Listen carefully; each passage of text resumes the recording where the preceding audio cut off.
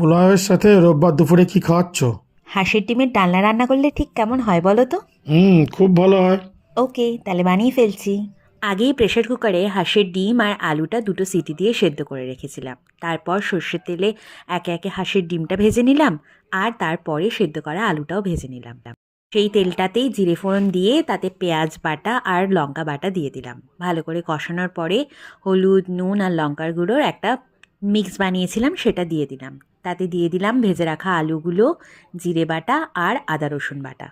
ভালো করে কষিয়ে নিলাম। তারপর তাতে দিয়ে দিলাম গরম জল, আর যে ডিমটা ভেজে দিয়েছিলাম সেই ডিমটাও ভেজে দিয়ে দিলাম। তারপরে হলুদ দিলাম, নুন দিলাম, লঙ্কার গুঁড়ো তো আগেই দেওয়া ছিল।